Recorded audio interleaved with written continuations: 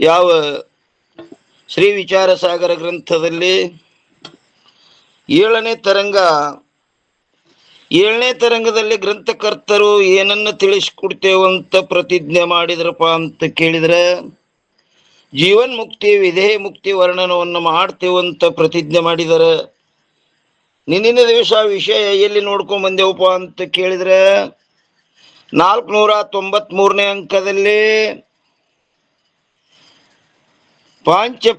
ಪಾಂಚರಾತ್ರ ಹಾಗೂ ಪಾಶುಪತ ತಂತ್ರ ಮೊದಲಾದವುಗಳ ಫಲ ಏನನ್ನೋದು ಹೇಳಿದರು.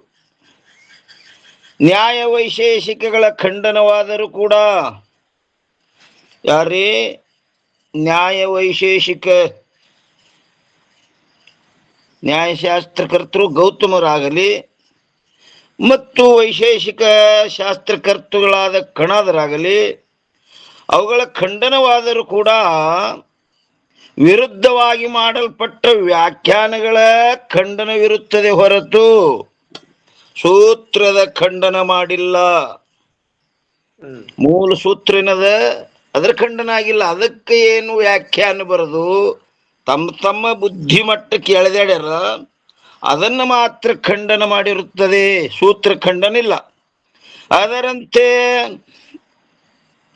ನಾರದರು ಪಂಚರಾತ್ರವೆಂಬ ತಂತ್ರ ಅಂದ್ರೆ ಶಾಸ್ತ್ರವನ್ನು ರಚಿಸಿರುತ್ತಾರೆ. ಅದರಲ್ಲಿ ಯಾವಾಗಲೂ ವಾಸುದೇವನಲ್ಲಿ ಅಂತಃಕರಣವನ್ನು ಸ್ಥಾಪನ ಮಾಡಲು ಹೇಳಿರುತ್ತದೆ. ಅಂದ್ರೆ ಉಪಾಸನ ಮಾರ್ಗ ಅಂತ.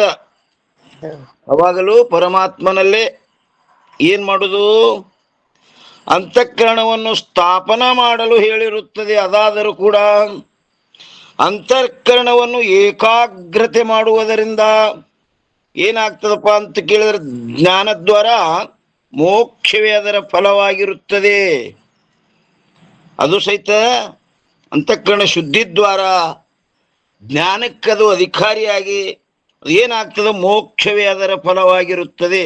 ಅಂದ್ರೆ ಪರಂಪರ ಸಾಧನ. ಸಕಲ ವೈಷ್ಣವ ಗ್ರಂಥಗಳೆಲ್ಲವೂ ಪಂಚರಾತ್ರದ ಅಂತರ್ಭೂತವಿರುತ್ತವೆ. ಆ ಪಂಚರಾತ್ರವು ಧರ್ಮ ಶಾಸ್ತ್ರದಲ್ಲಿ ಅಂತರ್ಭೂತವಿರುತ್ತದೆ. ಅದು ಸಹಿತ ಏನದ ಪಂಚರಾತ್ರದ, ಅದು ಸಹಿತ ಎಲ್ಲಿದಪ್ಪ ಅಂತ ಕೇಳಿದ್ರೆ ಆ ಧರ್ಮಶಾಸ್ತ್ರದಲ್ಲಿ ಅಂತರ್ಭೂತವಿರುತ್ತದೆ, ಅಂದ್ರೆ ಪುಣ್ಯ. ಅದರಂತೆ ಪಾಶುಪತ ತಂತ್ರದಲ್ಲಿ ಪಶುಪತಿಯ ಆರಾಧನವನ್ನು ಏನಂತಾರೆ, ಅದರಂತೆ ಪಾಶುಪತ ತಂತ್ರದಲ್ಲಿ ಅದೊಂದು ಶಾಸ್ತ್ರ. ಪಶುಪತಿ ಅಂದ್ರೆ ಯಾರ್ರಿಮ್ಮ? ಪರಮಾತ್ಮನೇ ಶಿವ. ಪಶುಪತಿಯ ಆರಾಧನೆಯನ್ನು ಹೇಳಿರುತ್ತದೆ. ಪಶುಪತಿಯ ಅದರ ಕರ್ತೃ ಆಗಿರುತ್ತಾನೆ. ಅದಾದರೂ ಕೂಡ ಒಂದು ನೋಟ್ ಆಗಿಲ್ಲ ನೋಡ್ರಿ, ಪೌರ ಇದ್ರಾಗ ಕೊಟ ಮಾಡ್ಲಿಕ್ಕದ. ಒಂದು ನೋಟ್ ಮಾಡ್ರಿ. ಓಂ ನಮಃ ಶಿವರಿ. ದುಂಡಪ್ಪ ಅನ್ನೋರ್ ನೋಡ್ರಿ ಪರ ಮ್ಯೂಟ್ ಮಾಡಿದ್ರ ನೋಡ್ರಿ. ನೋಡ್ರಿ ನಂತರ ಅದರಂತೆ ಪಶುಪತ ತಂತ್ರದಲ್ಲಿ ಪಶುಪತಿಯ ಆರಾಧನವನ್ನು ಹೇಳಿರುತ್ತದೆ. ಪಶುಪತಿಯು ಅದರ ಕರ್ತೃ ಆಗಿರುತ್ತಾನೆ. ಅದಾದರೂ ಕೂಡ ಅಂತಃಕರಣವನ್ನು ನಿಶ್ಚಲ ಮಾಡುವುದರ ಮೂಲಕ ಮೋಕ್ಷವೇ ಸಾಧನ, ಮೋಕ್ಷಕ್ಕೆ ಸಾಧನವಾಗುತ್ತದೆ. ಮೋಕ್ಷಕ್ಕೆ ಏನಾಗ್ತದೆ, ಸಾಧನವಾದ ಜ್ಞಾನವೇ ಅದರ ಫಲವಾಗಿರುತ್ತದೆ. ಮತ್ತು ಬೇರೆ ಇನ್ನು 494ರಲ್ಲಿ ಏನ್ ಹೇಳ್ತಾರೆ ನೋಡ್ರಿ, ಶೈವ ಗ್ರಂಥಾದಿಗಳ ಫಲ ಹಾಗೂ ವಾಮ ಮಾರ್ಗ. ಶೈವ ಗ್ರಂಥಾದಿಗಳ ಫಲ ಹಾಗೂ ವಾಮ ಮಾರ್ಗ ಯಾವವು ಶೈವ ಗ್ರಂಥಗಳಿರುವವೋ ಅವೆಲ್ಲವೂ ಪಾಶುಪತ ತಂತ್ರದ ಅಂತರ್ಭೂತವಿರುತ್ತವೆ. ಅದರಂತೆ ಗಣೇಶ, ಸೂರ್ಯ, ದೇವಿ ಇವರುಗಳ ಉಪಾಸನೆಯನ್ನು ಬೋಧ ಮಾಡುವಂಥ ಗ್ರಂಥಗಳು ಚಿತ್ತವನ್ನು ಏಕಾಗ್ರತೆ ಮಾಡುವುದರ ಮೂಲಕ ಏನಾಗ್ತದಪ್ಪ ಅಂತ ಕೇಳಿದ್ರೆ ಜ್ಞಾನವೇ ಅವುಗಳ ಫಲವಾಗಿರುತ್ತದೆ. ಮತ್ತು ಅವೆಲ್ಲವೂ ಧರ್ಮಶಾಸ್ತ್ರದಲ್ಲಿ ಅಂತರ್ಭೂತವಿರುತ್ತವೆ. ಆದರೆ ದೇವಿಯ ಉಪಾಸನೆಯನ್ನು ಬೋಧ ಮಾಡುವಂತ ಗ್ರಂಥಗಳಲ್ಲಿ ಎರಡು. ಎಲ್ರಿ, ದೇವಿಯ ಉಪಾಸನೆಯನ್ನು ಬೋಧ ಮಾಡುವಂತ ಗ್ರಂಥಗಳಲ್ಲಿ ಎರಡು. ಒಂದು, ಎರಡು ಸಂಪ್ರದಾಯಗಳಿರುತ್ತವೆ. ಒಂದು ದಕ್ಷಿಣ ಸಂಪ್ರದಾಯ ಹಾಗೂ ಎರಡನೇದು ಉತ್ತರ ಸಂಪ್ರದಾಯ. ಉತ್ತರ ಸಂಪ್ರದಾಯಕ್ಕೆ ಏನಂತಾರೆ? ವಾಮ ಮಾರ್ಗವೆಂದು ಹೇಳುತ್ತಾರೆ. ಆ ಉತ್ತರ ಸಂಪ್ರದಾಯಕ್ಕೆ ವಾಮ ಮಾರ್ಗ.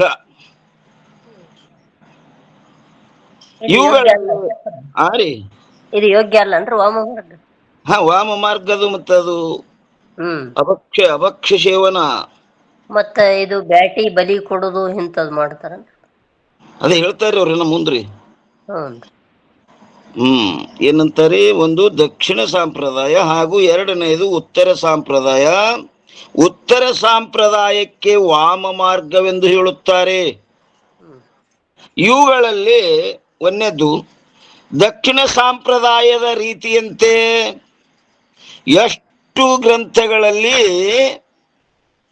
ದೇವಿಯ ಉಪಾಸನೆಯನ್ನು ಹೇಳಿರುತ್ತದೆಯೋ ಅವೆಲ್ಲವೂ ಧರ್ಮಶಾಸ್ತ್ರದ ಅಂತರ್ಭೂತವಾಗಿರುತ್ತದೆ. ಯಾವುದು? ದಕ್ಷಿಣ ಮಾರ್ಗ. ಅದೆಲ್ಲ ಏನದ್ರಿ?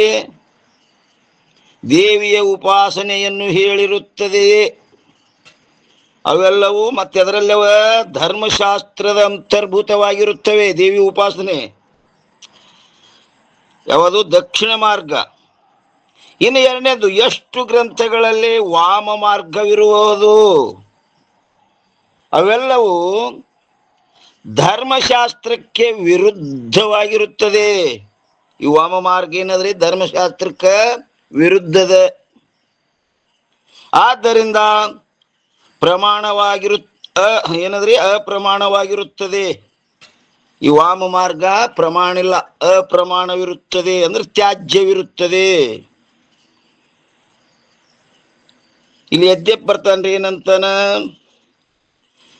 ವಾಮತಂತ್ರವನ್ನು ಕೂಡ ಶಿವನೇ ರಚಿಸಿರುತ್ತಾನಲ್ಲ. ಅಲ್ರಿ, ಶಿವ ಇಂಥದ್ ಯಾಕೆ ಬರಿಬೇಕಾಯಿಂದ? ಅವನೇ ಮಾಡ್ಯಾನಲ್ಲ. ನೋಡ್ರಿ ಏನಂತಂದ್ರ ಎದ್ದೆಪ್ಗಾರ, ವಾಮತಂತ್ರವನ್ನು ಕೂಡ ಶಿವನೇ ರಚಿಸಿರುತ್ತಾನಲ್ಲ. ಅದಕ್ಕೆ ತಥಾಪಿ ಹೇಳ್ತಾರೆ ಸಮಾಧಾನಕಾರರು, ಸಕಲ ಶಾಸ್ತ್ರಗಳಿಗೂ ಹಾಗೂ ವೇದಗಳಿಗೂ ವಿರುದ್ಧವಾಗಿರುತ್ತದೆ. ಆದ್ದರಿಂದ ಪ್ರಮಾಣವಲ್ಲ, ಅದು ಸ್ವೀಕೃತವಲ್ಲ, ಸ್ವೀಕರಿಸೋದಿಲ್ಲ. ಅದು ಯಾಕೆ ವಿರುದ್ಧದದು? ಯಾವ ಪ್ರಕಾರ ವಿಷ್ಣು ಕೂಡ ಬುದ್ಧ ಅವತಾರವನ್ನು ತಾಳಿ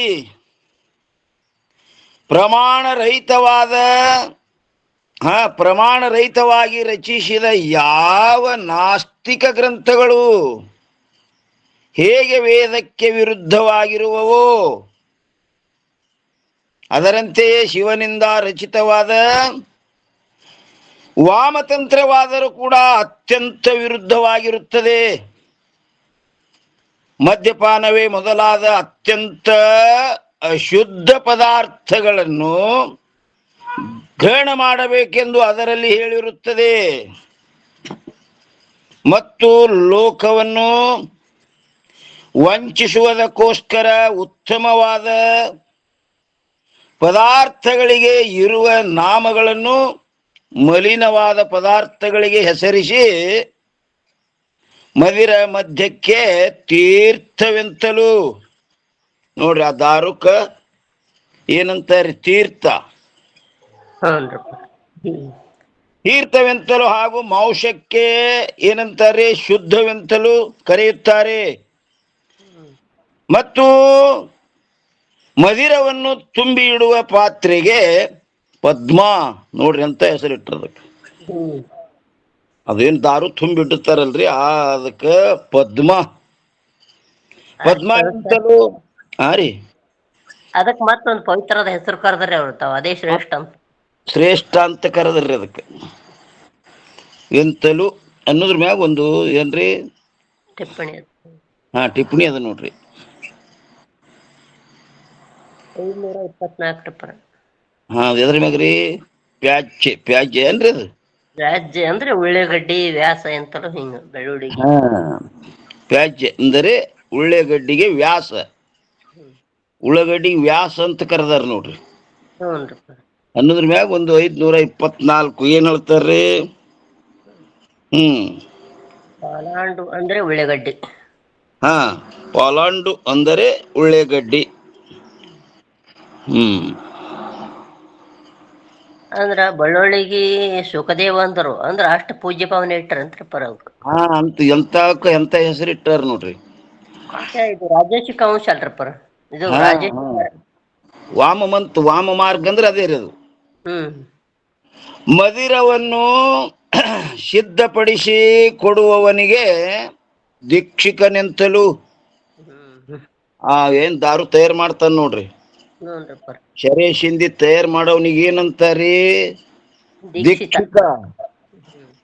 ದೀಕ್ಷಾ ಕೊಡವ ದೀಕ್ಷಿಕನೆಂತಲೂ ಕರೆಯುತ್ತಾರೆ. ಅದರಂತೆಯೇ ಇನ್ನ ವೈಶಿಯನ್ನು ಸೇವಿಸುವವನಿಗೆ ಇದಕ್ಕೊಂದು ಟಿಪ್ಪಣಿ ಬಂದೊಂದು ನೋಡ್ರಪ್ಪ.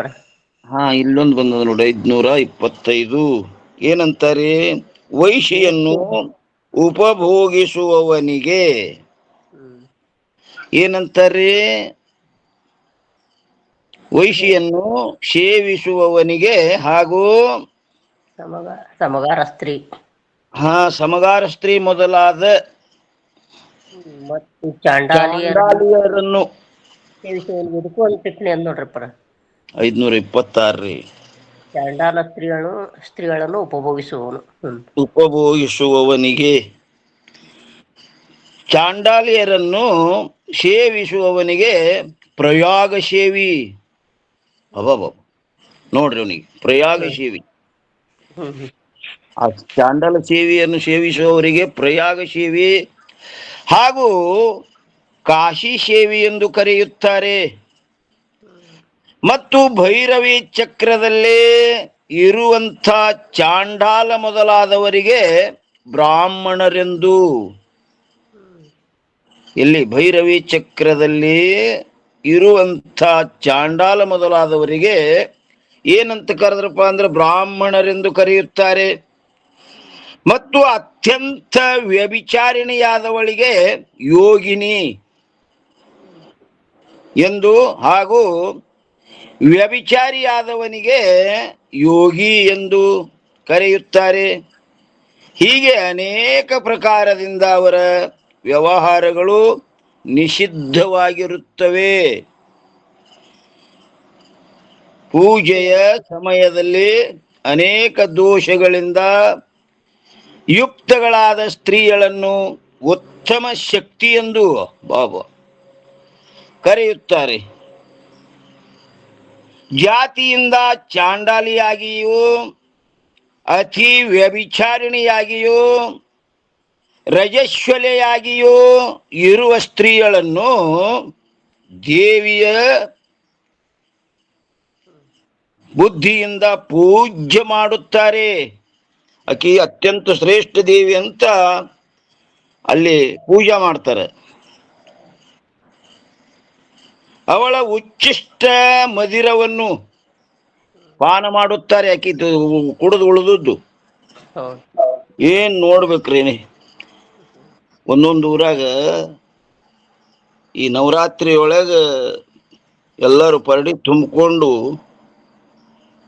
ಅಲ್ಲಿ ಎಲ್ಲಿ ಆ ಜಡಿಗಟ್ಟೆ ಅವ್ರು ಆಕಿ ಮನಿಗೆ ಹೋಗ್ತಾರ್ರಿ.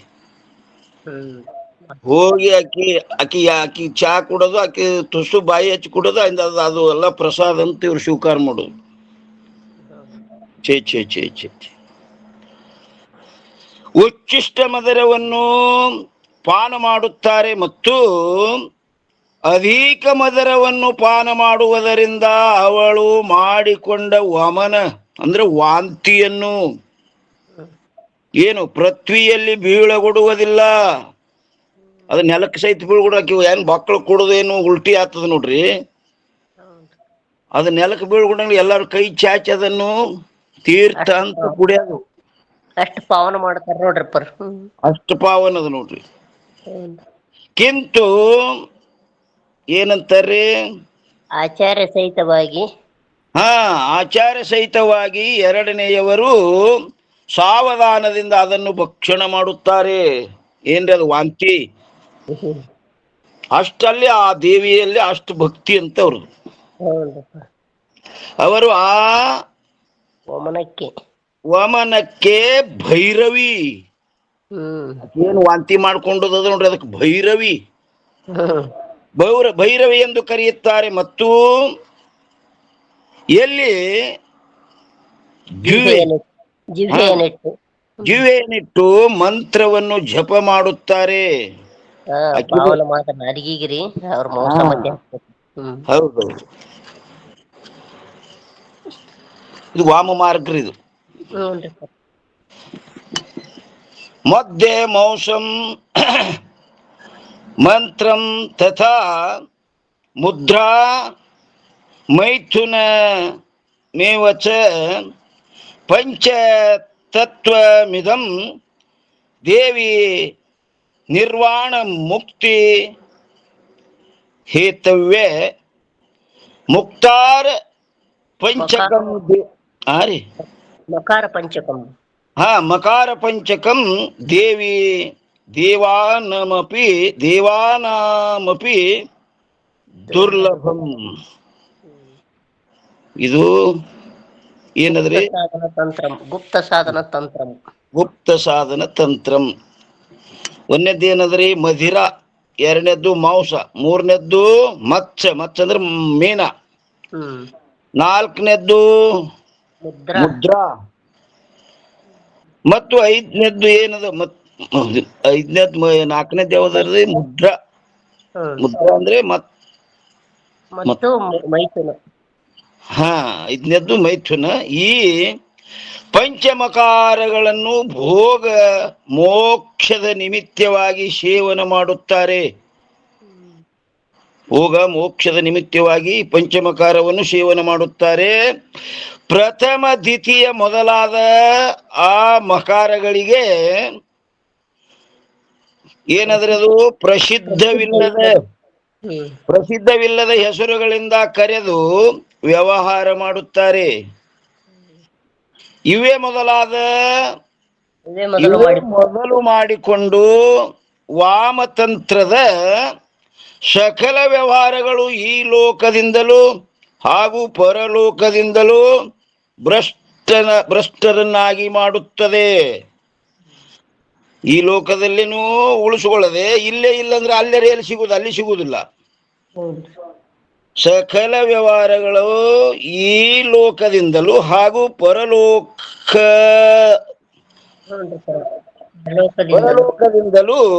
ಭ್ರಷ್ಟರನ್ನಾಗಿ ಮಾಡುತ್ತದೆ.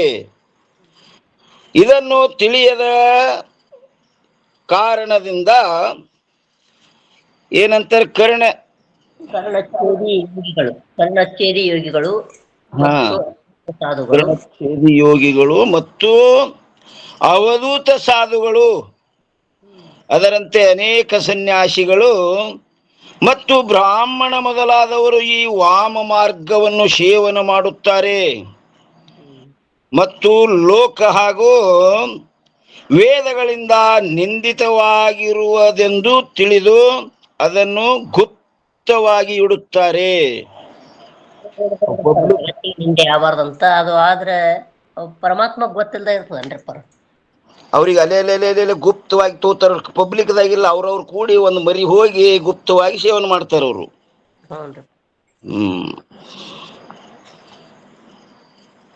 ಹೆಚ್ಚಿಗೆ ಏನು ಹೇಳುವುದು ಹೇಳ್ತಾರ ನೋಡ್ರಿ. ಏನ್ ಹೇಳ್ತಾರ? ಹೆಚ್ಚಿಗೆ ಏನು ಹೇಳುವುದು ವಾಮತಂತ್ರದ ರೀತಿಯನ್ನು ಕೇಳಿದ ಏನ್ರಿ ಅದು? ಮೈಚ್ಛ ಅಂದರೆ ನೀಚ ಅಥವಾ ಪಾಪಿಷ್ಠನು ಕೂಡ ರೋಮಾಂಚನವನ್ನು ಹೊಂದುತ್ತಾನೆ. ಇದನ್ನು ಕೇಳಿದ ಪಾಪಿ ಸಹಿತ ಅವನ ಮೈ ಎಲ್ಲ ಮೈ ಮೇಗಿನ ಕೂದಲು ಎದ್ ನಿಂದಿರ್ತಾವ್ರಿ ಇದು ಕೇಳಿದ ಕೂಡ್ಲೆ. ಆಶ್ಚರ್ಯ ಅನಿಸ್ತದ್ರಿ ಬ್ರಾಹ್ಮಣರನ್ನೇ ನೀತಿ ಮಾರ್ಗ ತಪ್ಪಿದಾಗ್ರಿ. ಹಾ ಏನಾಗ್ತದ್ರಿ, ರೋಮಾಂಚನವನ್ನು ಹೊಂದುತ್ತಾನೆ. ಇಂಥ ನಿಂದಿತವಾದ ವಾಮತಂತ್ರವಿರುತ್ತದೆ. ನಿಂದಿತ ಅಂದ್ರೆ ಎಲ್ಲರ ಕೈಲಿ ಉಗುಳಿಸುಕೊಳ್ಳೋದು ಒಟ್ಟು. ಇನ್ನೇನ್ ಹೇಳ್ತಾರೆ, ಸರ್ವಾಂಗಣಿವಾದ ಯಾವ ಅಭಕ್ಷಣ ಮಾಡುವುದಿರುವುದೋ ಆ ಎಲ್ಲ ನಿಂದಿತ ಮಾರ್ಗವು ವಾಮತಂತ್ರದಲ್ಲಿ ಹೇಳಿರುತ್ತದೆ. ಅತಿ ನೀಚವಾದ ಅವರ ವ್ಯವಹಾರಗಳು ಬರೆಯಲು ಯೋಗ್ಯವಾಗಿರುವುದಿಲ್ಲ. ನಮಗಿನ್ನೂ ಎಷ್ಟೋ ಅದಾವ ಮಕ್ಕಳವು ಇನ್ನ ನೀಚ ಮಾರ್ಗ, ಅದಕ್ಕೆ ಬರೆಯೋದಾಗಿಲ್ಲ. ಆದ್ದರಿಂದ ಅವರ ವಿಶೇಷವಾದ ಪದ್ಧತಿಯನ್ನು ಬರೆದಿರುವುದಿಲ್ಲ. ಸರ್ವ ರೀತಿಯಿಂದಲೂ ವಾಮತಂತ್ರವು ತ್ಯಾಗ ಮಾಡಲು ಯೋಗ್ಯವಿರುತ್ತದೆ. ಅದೇನಂದ್ರೆ ತ್ಯಾಗ ಮಾಡಲು ಯೋಗ್ಯದದು, ಯೋಗ್ಯವಿರುತ್ತದೆ ಅದರಂತೆ. ಇನ್ನು 495ರಲ್ಲಿ ನಾಸ್ತಿಕ ಮತ ಏನ್ ಹೇಳ್ತಾರ್ರಿ? ನಾಸ್ತಿಕ ಮತ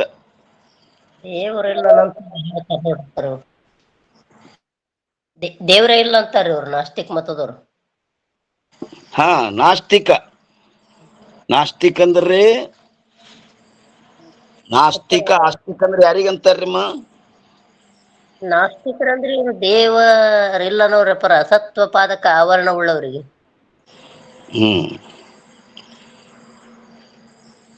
ಹೌದಿಲ್ರಿ? ಆಸ್ತಿಕ್ ಅಂದ್ರೆ ಯಾರು ವೇದ ಪ್ರಮಾಣ ಅಂತ ಒಪ್ತಾರ ಅವ್ರು ಆಸ್ತಿಕರಿ.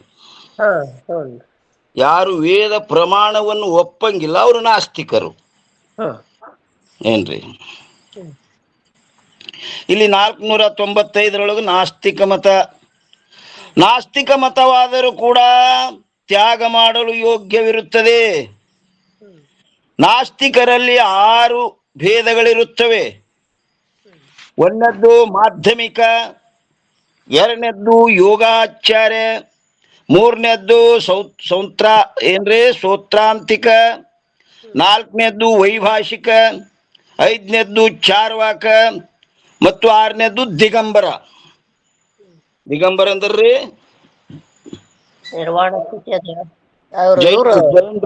ಜೈನ್ರು. ತರುಣಸಾಗರ ಮತದವ್ರಿ. ನಾಸ್ತಿಕ ಮತವಾದರೂ ಕೂಡ ತ್ಯಾಗ ಮಾಡಲು ಯೋಗ್ಯವಿರುತ್ತದೆ. ನಾಸ್ತಿಕರಲ್ಲಿ 6 ವೇದಗಳಿರುತ್ತವೆ.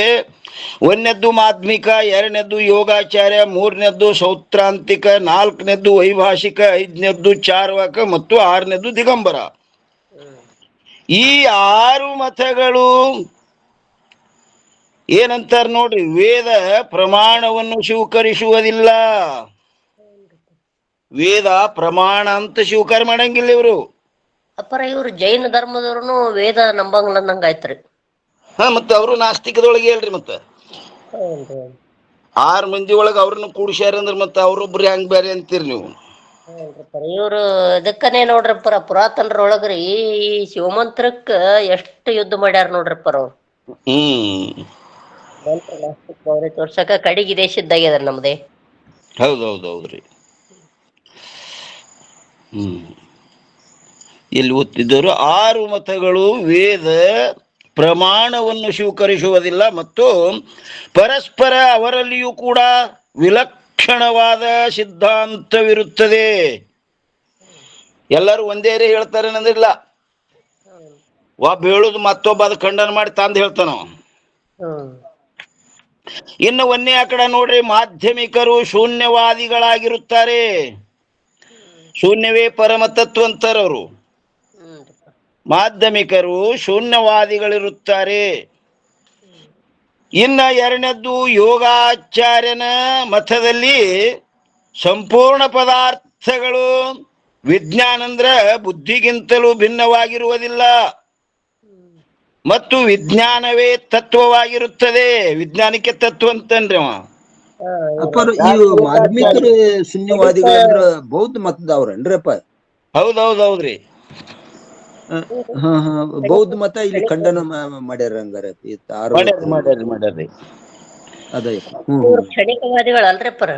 ಹಾ ವಿಜ್ಞಾನವಾದಿಗಳು, ಕ್ಷಣಿಕವಾದಿಗಳು. ಬುದ್ಧಿನೇ ಎಲ್ಲ, ಬುದ್ಧಿಯೇ ಪರತ್ಪರ ತತ್ವ, ಅದುವೇ ಕ್ಷಣಿಕ ಉತ್ಪತ್ತಿ, ಕ್ಷಣಿಕ ನಾಶ ಹೇಳ್ತಾರ್ರಿ ಅವರು. ಹ್ಞೂ. ಯೋಗಾಚಾರ್ಯನ ಮತದಲ್ಲಿ ಸಂಪೂರ್ಣ ಪದಾರ್ಥಗಳು ವಿಜ್ಞಾನಗಿಂತಲೂ ಭಿನ್ನವಾಗಿರುವುದಿಲ್ಲ ಹ್ಮ್. ಮತ್ತು ವಿಜ್ಞಾನವೇ ತತ್ವವಾಗಿರುತ್ತದೆ. ಬುದ್ಧಿನೇ ಆತ್ಮ ಅಂತಾರೆ. ಹಾ, ಆ ವಿಜ್ಞಾನವು ಕ್ಷಣಿಕವಾಗಿರುತ್ತದೆ ಅಂತಾರೆ ಅವರು. ಇನ್ನ ಮೂರನೇ ಕಡ ಸೌತ್ರಾಂತಿಕನ ಮತದಲ್ಲಿ ವಿಜ್ಞಾನದ ಆಕಾರವು ಬಾಹ್ಯ ಪದಾರ್ಥಗಳಾದ ವಿಷಯಗಳಲ್ಲಿದೆ. ಅವುಗಳ ವಿಷಯಗಳಿಲ್ಲದೆ ಆಗುವುದಿಲ್ಲ. ಹಾ, ಏನಂತಾರ ನೋಡ್ರಿ, ಬಾಹ್ಯ ಪದಾರ್ಥಗಳಾದ ವಿಷಯಗಳಿಲ್ಲದೆ ಆಗುವುದಿಲ್ಲ. ಆದ್ದರಿಂದ ವಿಜ್ಞಾನದಿಂದ ಬಾಹ್ಯ ಪದಾರ್ಥಗಳ ಅನುಮಾನವಾಗುತ್ತದೆ. ಬುದ್ಧಿಯಿಂದ ಅವ ಹೇಳ್ಬೇಕು. ಅವ ಹೊರಗಿನ ಪ್ರತ್ಯಕ್ಷ ಒಪ್ಪುದ್ರೆ ಇವ ಅನುಮಾನ ಒಪ್ತಾನ್ರಿ. ಹ್ಞೂ.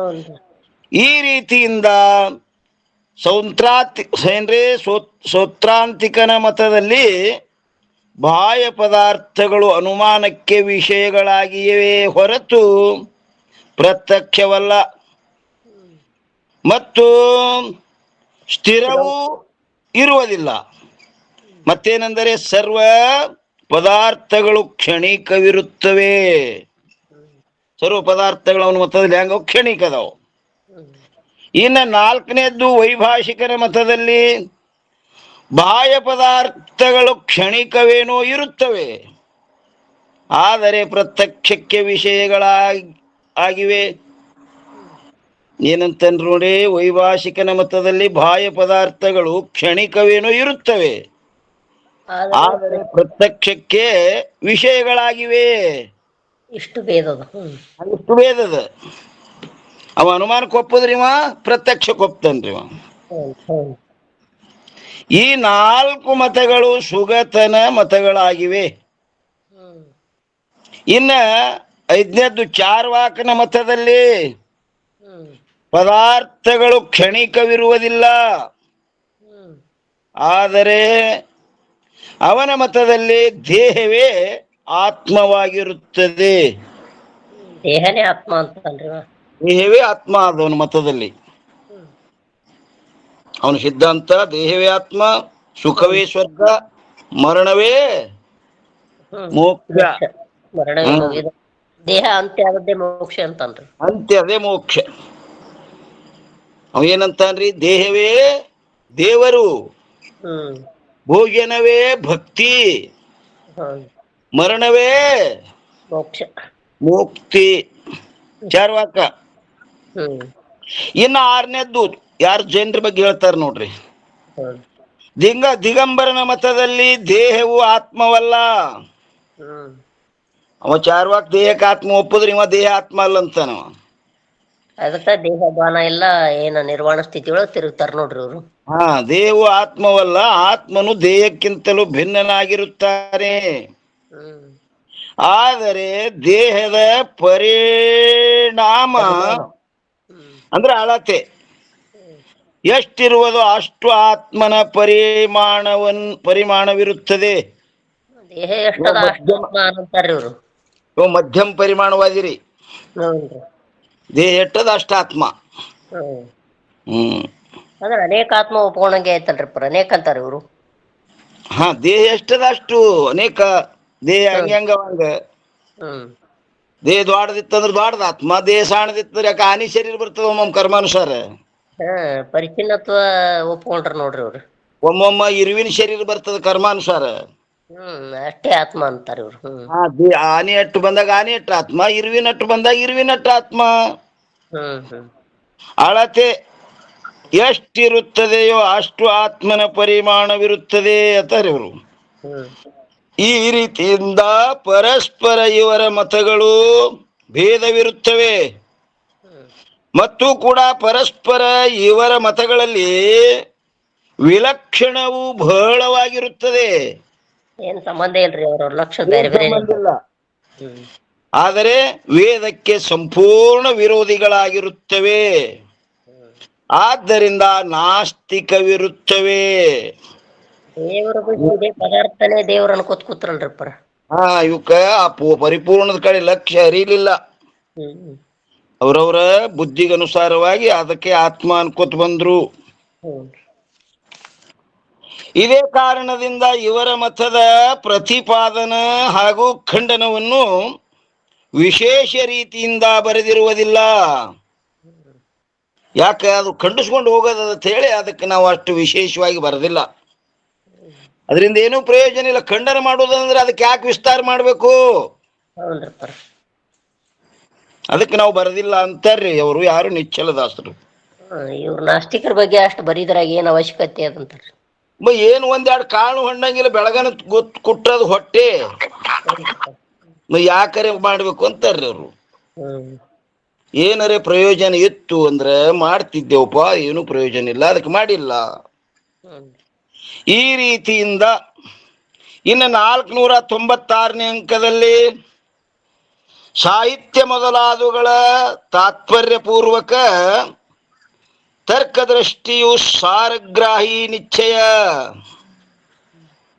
ನೋಡ್ರಿ ಏನಂತಂದ್ರಿ ಇಲ್ಲಿ 496 ಸಾಹಿತ್ಯ ಮೊದಲಾದವುಗಳ ತಾತ್ಪರ್ಯ ಪೂರ್ವಕ ತರ್ಕದೃಷ್ಟಿ ಸಾರಗ್ರಾಹಿ ನಿಶ್ಚಯ. ಸಾರವಾದದ್ದನ್ನೇ ಒಪ್ಕೋತಾರ್ರಿ. ಸಾರ ಎಲ್ಲಾ ವೇದಗಳನ್ನ ಅಧ್ಯಯನ ಮಾಡ್ದ ಅಟ್ಟೆಲ್ಲ ಬೆಳ್ಕೊಳ್ಳಿಲ್ಲ. ಅದ್ರಾಗ ಮುಖ್ಯ ಸಾರ ಏನದ, ಸಾರ ಅಷ್ಟೇ ತಗೊಂಡ್ರವ. ಏನಿದು ಬ್ರಹ್ಮದ ವ್ಯರ್ಥ ಜಗತ್ತದಂತ ಸಿದ್ಧಾಂತಗಳು ಏನು ಒಪ್ಪುತ್ತಾರ ಅದಂತ ಸಾರನೇ ಒಪ್ಕೊಂಡ್ರಿ. ಏನದ, ಬ್ರಹ್ಮ ಒಂದೇ ಸತ್ಯದ, ಉಳುದೆಲ್ಲ ಮಿಥ್ಯ ಅದಂತ ನಿಶ್ಚಯ ಮಾಡಿಬಿಟ್ಟ. ಬ್ರಹ್ಮ ಸತ್ಯ ಜಗನ್ಮಿಥ್ಯೆ ಜೀವೋ ಬ್ರಹ್ಮ ಇವ ನಾಪರಹ. ಅದಕ್ಕೆ ಹೇಳ್ತಾರ ನೋಡ್ರಿ ಇಲ್ರಿ, ವಾಮ ಮಾರ್ಗ ಹಾಗೂ ನಾಸ್ತಿಕ ಮತಗಳ ಗ್ರಂಥಗಳು ಯದ್ಯಪತನ ಸಂಸ್ಕೃತ ವಾಣಿ ರೂಪವಿರುತ್ತವೆ ಎಲ್ಲ. ಅವು ದೇವ ಭಾಷೆದೊಳಗೆ ಬರದಾರಲ್ರಿ ಅಂತನವ. ಮತ್ತ ಅವಕ್ ಹ್ಯಾಂಗ್ ನಾಸ್ತಿಕ್ ಅಂತೀರಿ ನೀವು? ಸಂಸ್ಕೃತದೊಳಗೆ ತಗೊಂಡಾರವಕ್ಕ. ಈ ಗ್ರಂಥದಾಗನು ಅದನ್ನು ರಚನೆ ಮಾಡ್ಯಾರಲ್ರಿ. ಮತ್ರಿ ಅದಕ್ಕೆ ಹ್ಯಾಂಗ್ ನಾಸ್ತಿಕ್ ಅಂತೀರಿ? ಅದಕ್ಕೆ ತಥಾಪಿ ಹೇಳ್ತಾರ, ವೇದ ಬಾಹ್ಯರವಿರುತ್ತದೆ. ಆದ್ದರಿಂದ ವೇದಕ್ಕೆ ಯೋಗ್ಯ ಇಲ್ರಿ ಅದು. ವೇದಕ್ಕನುಸಾರವಾದ ವಿದ್ಯೆಯ ಏನ್ರಿ ಪ್ರಸ್ಥಾನಗಳು ಕೇವಲ 18.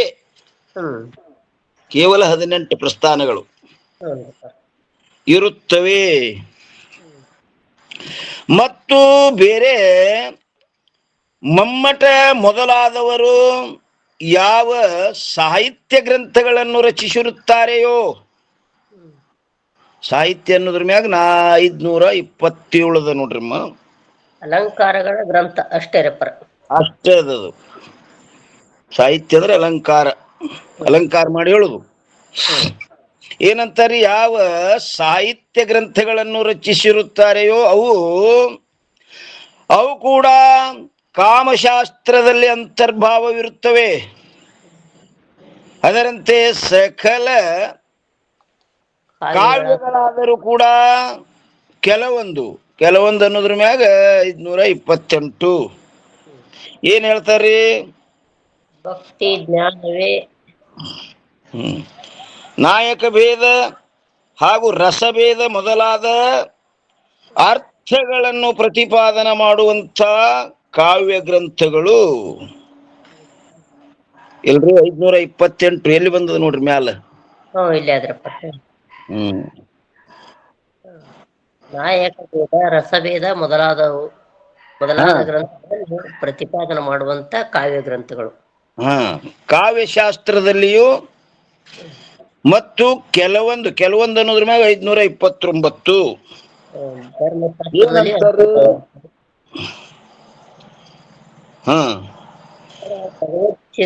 ಭಗವತ್ ಚರಿತ್ರೆಗಳನ್ನು ಪ್ರತಿಪಾದನೆ ಮಾಡುವಂತ ಕಾವ್ಯ ಗ್ರಂಥಗಳು. ಭಗವತ್ ಚಾರಿತ್ರ್ಯಗಳನ್ನು ಪ್ರತಿಪಾದನೆ ಮಾಡುವಂತ ಕಾವ್ಯ ಗ್ರಂಥಗಳು.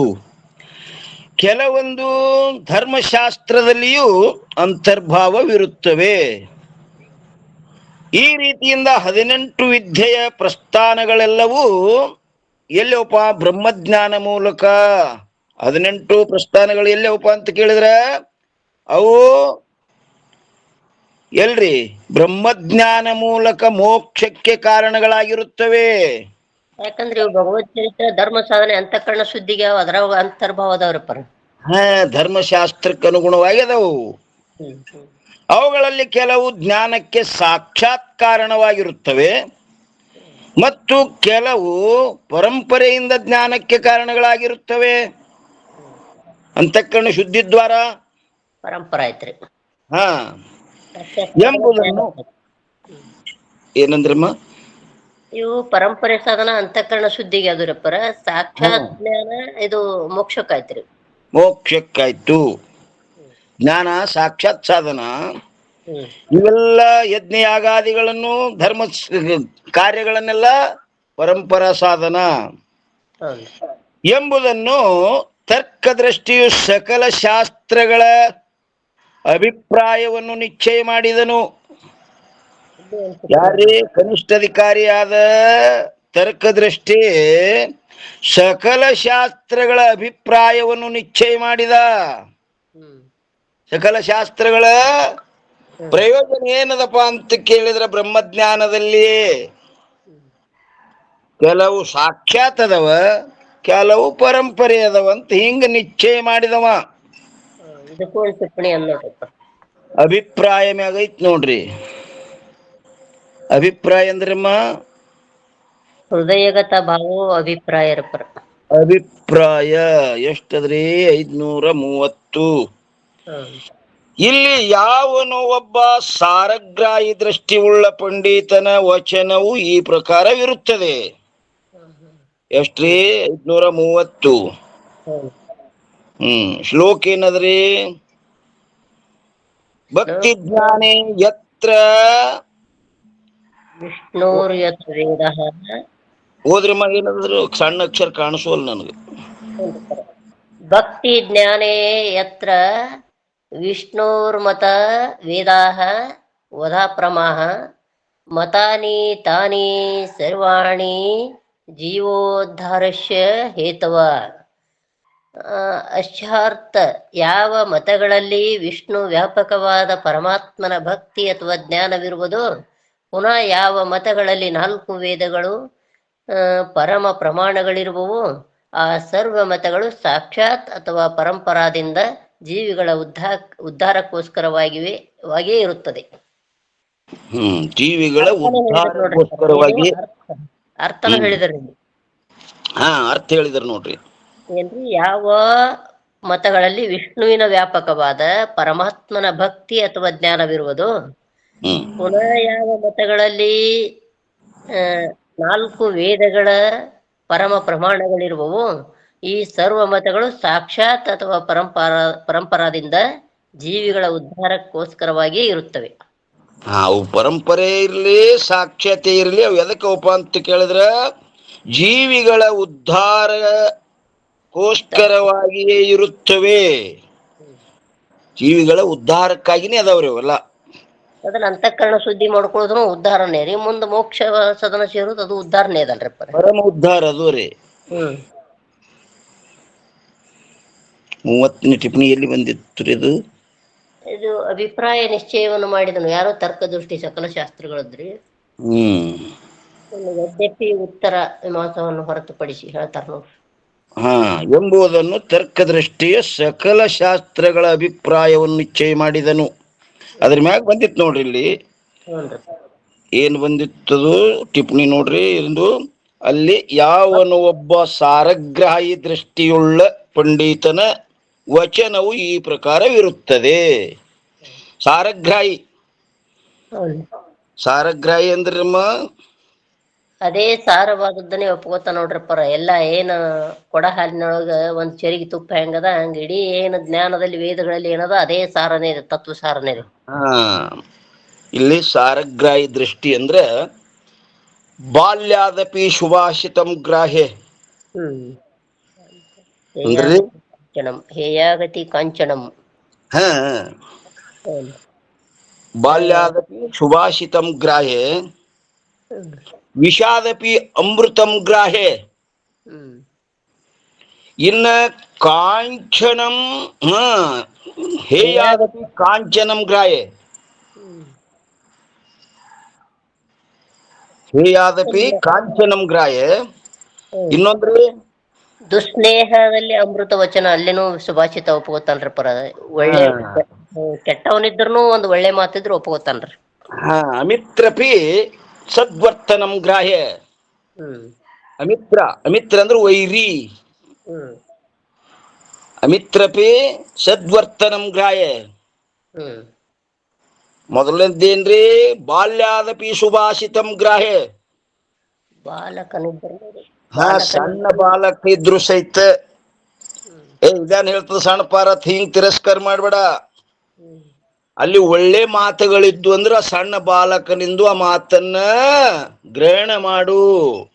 ಹ್ಮ್. ಬಾಲ್ಯಾದಪಿ ಶುಭಾಷಿತಂ ಗ್ರಾಹ್ಯ. ಶುಭವಾದದ್ದು ಅಂದ್ರೆ ಸಣ್ಣ ಹುಡುಗದನಂತ ತಿರಸ್ಕಾರ ಮಾಡ್ಲಿಕ್ ಹೋಗ್ಬೇಡ. ಹೌದು. ಅದನ್ನ ಒಳ್ಳೆ ಮಾತುಗಳನ್ನ ಸಣ್ಣ ಕೂಸಿದ್ರು ಸಹಿತ ಅದ್ರ ಕಡೆಯಿಂದ ಗ್ರಹಣ ಮಾಡು. ಇನ್ನ ವಿಷಾದಪಿ ಅಮೃತಂ ಗ್ರಾಹ್ಯ. ಹ್ಮ್. ವಿಷದಲ್ಲಿ ಅಮೃತ ಇದ್ರ ಸಹಿತ ಅದನ್ನ ಬೇರ್ಪಡಿಸಿ ಅಮೃತವನ್ನ ಸ್ವೀಕಾರ ಮಾಡು. ಹ್ಮ್. ವಿಷದಾಗ ಅದ ಅದಕ್ಕೆ ತೋಳು ಎಲ್ಲಕ್ ಹೋಗ್ಬೇಡ. ಹ್ಮ್.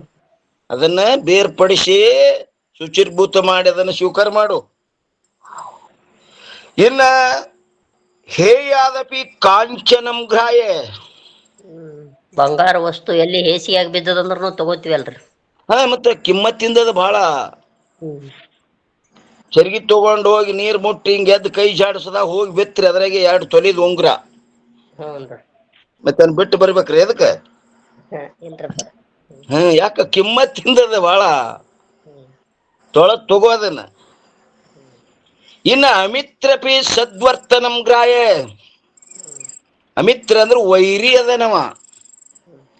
ವೈರಿ ಇದ್ರು ಸಹಿತ ಅವನ ಸದ್ವರ್ತನಗಳಿದ್ದು ಅಂದ್ರೆ ಅವನ ವೈರ್ಯನ ಅವ್ಯಾಕ್ ತೋಳು ಎಲ್ಲಕ್ ಹೋಗ್ಬೇಡ. ಅದನ್ನ ಸ್ವೀಕಾರ ಮಾಡು. ಅವನ ನಡೆ ನುಡಿಗಳು ಒಳ್ಳೆವಿದ್ದು ಅಂದ್ರೆ ಅವರ ಸ್ವೀಕಾರ ಮಾಡು. ಬಿಡ್ಲಿಕ್ ಹೋಗ್ಬೇಡ.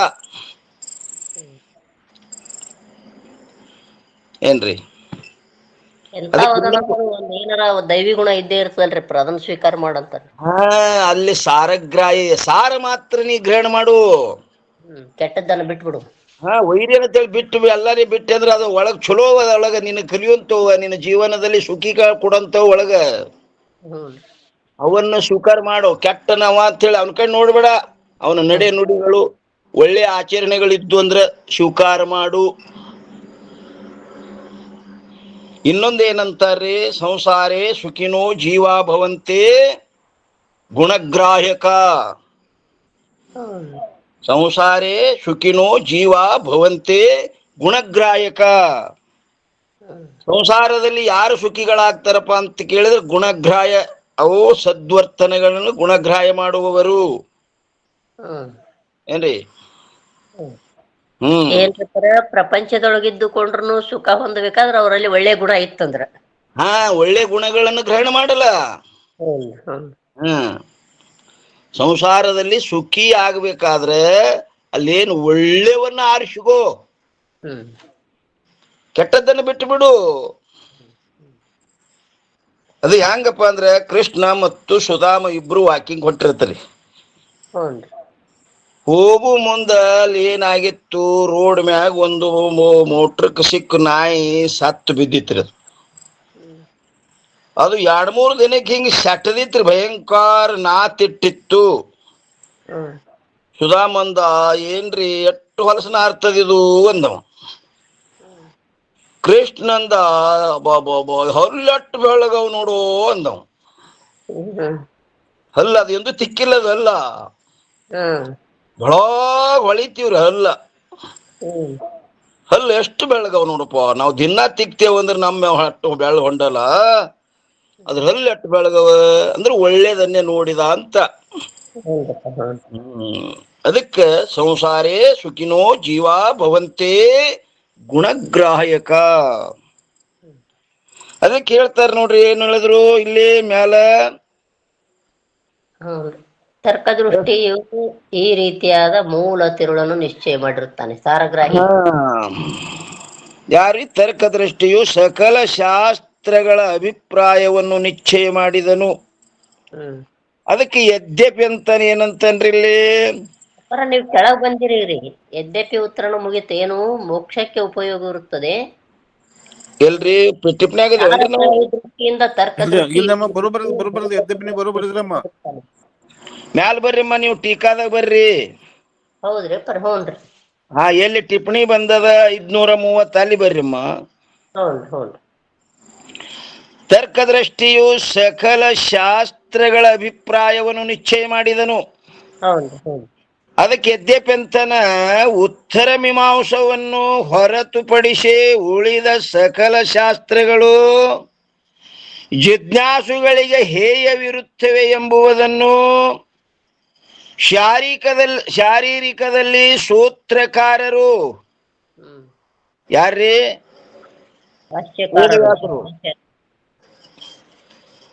ಸೂತ್ರಕಾರರು ಭಾಷ್ಯಕಾರರು ಶಂಕರಾಚಾರ್ಯರನ್ರಪ್ಪ. ಸೂತ್ರಕಾರರಂದ್ರೆ ವೇದವ್ಯಾಸರು, ಭಾಷ್ಯಕಾರರಂದ್ರೆ ಶಂಕರಾಚಾರ್ಯರು.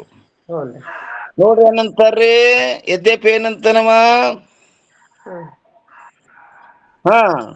ಉತ್ತರ ಮೀಮಾಂಸವನ್ನು ಹೊರತುಪಡಿಸಿ ಉಳಿದ ಸಕಲ ಶಾಸ್ತ್ರಗಳು ಜಿಜ್ಞಾಸುವಿಗೆ ಹೇಯವಿರುತ್ತವೆ ಎಂಬುದನ್ನು ಶಾರೀರಿಕದಲ್ಲಿ ಸೂತ್ರಕಾರರು ಭಾಷ್ಯಕಾರರು ಪ್ರತಿಪಾದನೆ ಮಾಡಿರುತ್ತಾರೆ. ಆದ್ದರಿಂದ ಅನ್ಯ ಶಾಸ್ತ್ರಗಳು ಕೂಡ ಮೋಕ್ಷಕ್ಕೆ ಉಪಯೋಗಿಯಾಗಿರುತ್ತವೆ ಎಂದು ಹೇಳುವುದು ಸಂಭವಿಸುವುದಿಲ್ಲವಲ್ಲ ಅಂದ್ರೆ, ಶಾರೀರಿಕದಲ್ಲಿ ಸೂತ್ರಕಾರರು ಭಾಷ್ಯಕಾರರು ಅವೆಲ್ಲ ಏನವ, ಅವು ತ್ಯಾಜ್ಯ, ಅವಕ್ಕೆ ಅವು ಸ್ವೀಕಾರ ಮಾಡಿಲ್ಲ ಅವರು.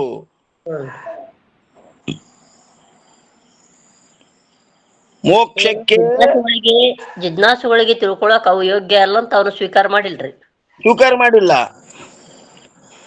ಜಿಜ್ಞಾಸುಗಳಿಗೆ ಹೇಯವಿರುತ್ತವೆ ಎಂಬುದನ್ನು ಶಾರೀರಿಕದಲ್ಲಿ ಸೂತ್ರಕಾರರು ಭಾಷ್ಯಕಾರರು ಪ್ರತಿಪಾದನೆ ಮಾಡಿರುತ್ತಾರೆ.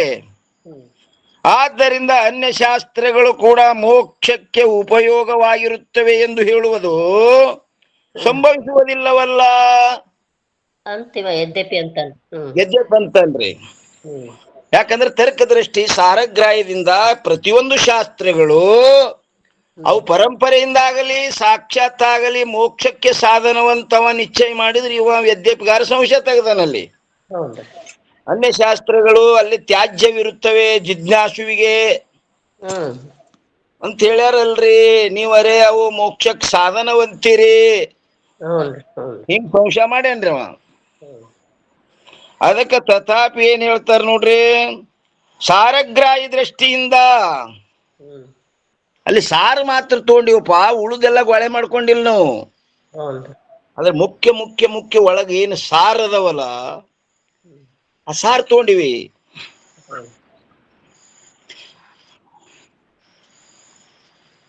ಏನಂತಾರ ನೋಡ್ರಿ, ಸಾರಗ್ರಾಹಿ ದೃಷ್ಟಿಯಿಂದ ತರ್ಕ ದೃಷ್ಟಿಯ ಈ ರೀತಿಯಾದ ಮೂಲ ತಿರುಳನ್ನು ನಿಶ್ಚಯ ಮಾಡಿರುತ್ತಾನೆ. ಮೂಲ ತಿರುಳೇನು, ಅದು ಎಷ್ಟು ಅಲ್ಲಿ ಎಲ್ಲಿ ಧರ್ಮದ ನೋಡ್ರಿ, ಅದ್ರೊಳಗೆ ಪುಣ್ಯ ಯೋಗ್ಯವಾದದ್ದನ್ನು ಅಷ್ಟೇ ಸ್ವೀಕಾರ ಮಾಡಿದನ್ರಿ. ಯೋಗ್ಯವಾದದ್ದನ್ನು ಸಾರ ಅಷ್ಟು ತಗೊಂಡಿವ್ ನಾವು, ಉಳಿದದ್ದೆಲ್ಲ ಬಳ್ಕೊಂಡಿಲ್ಲ ಅದನ್ನ. ಅದರಲ್ಲಿ ಮುಖ್ಯ ಸಾರ ಏನದ, ಅಧಿಷ್ಠಾನವನ್ನು ಸ್ವೀಕಾರ ಮಾಡಿವಿ.